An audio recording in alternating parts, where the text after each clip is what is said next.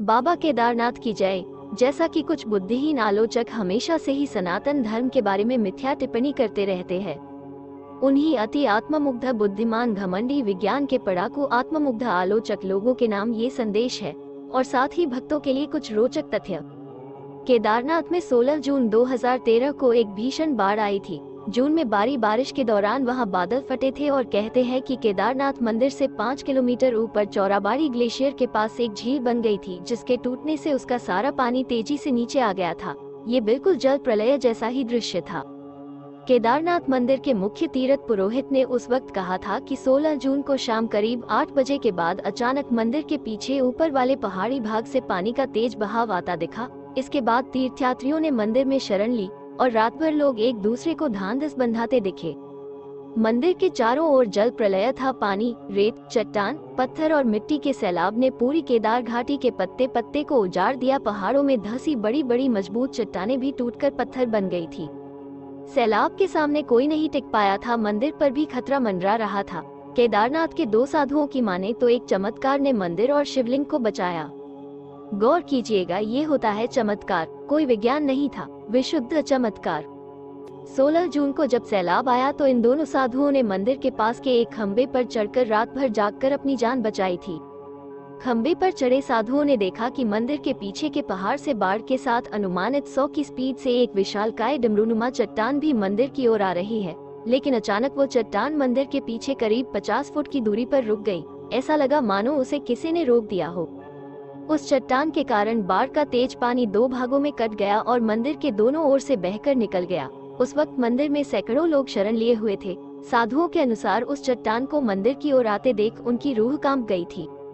उन्होंने केदार बाबा का नाम जपना शुरू कर दिया और अपनी मौत का इंतजार करने लगे थे।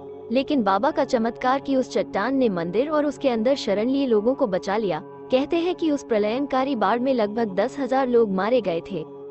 आज उस घटना को बीते 9 साल हो चुके हैं और वो शिला आज भी केदारनाथ के पीछे आदि गुरु शंकराचार्य की समाधि के पास स्थित है। आज इस शिला को भीम शिला कहते हैं। लोग इस शिला की पूजा करने लगे हैं। तारनहार इसी शिला ने बाढ़ त्रासदी में बाबा केदारनाथ धाम ज्योतिर्लिंग मंदिर की रक्षा की थी। आज भी इस शिला का रहस्य बरकरार है कि मंदिर की चौड़ाई के बराबर यह शिला आई कहां से और कैसे यह अचानक मंदिर के कुछ दूरी पर ही रुक गई। आखिर यह चमत्कार कैसे हुआ? शिला का प्रकट होना और अचानक रुक जाना निश्चित ही बाबा की कृपा ही कही जाएगी। आज इस शिला के चमत्कार को सभी लोग नमस्कार कर रहे हैं, क्योंकि इस शिला ने सही समय पर और सही जगह रुककर मंदिर को सुरक्षित किया था। पूरी बाढ़ के पानी तथा उसके साथ आने वाले बड़े बड़े पत्थरों को इसी शिला ने रोककर केदारनाथ मंदिर की रक्षा की थी। इस डमरूनुमा भीम शिला की चौड़ाई लगभग मंदिर की चौड़ाई के बराबर है, जिसने प्रलय का अभिमान चकनाचूर कर मंदिर को लेशमात्र भी क्षतिग्रस्त नहीं होने दिया। कुछ लोग कहते हैं कि सर्वप्रथम यह मंदिर पांडवों ने बनवाया था। यही भीम ने भगवान शंकर का पीछा किया था।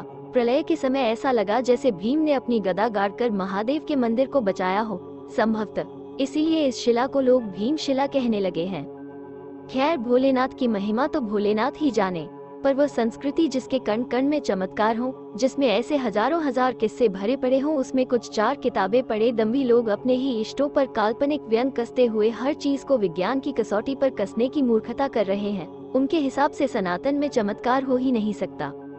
चमत्कार उनकी नजर में केवल पाखंड है, लेकिन वह भूल गए कि जहाँ विज्ञान की सीमाएं खत्म हो जाती है, वहाँ से आगे भगवान की माया, लीलाएं और चमत्कार शुरू होते हैं। विज्ञान को जब अपनी हार दिखने लगती है, तब उसके मुंह से भी यही निकलता है कि अब तो केवल कोई चमत्कार ही हमें बचा सकता है।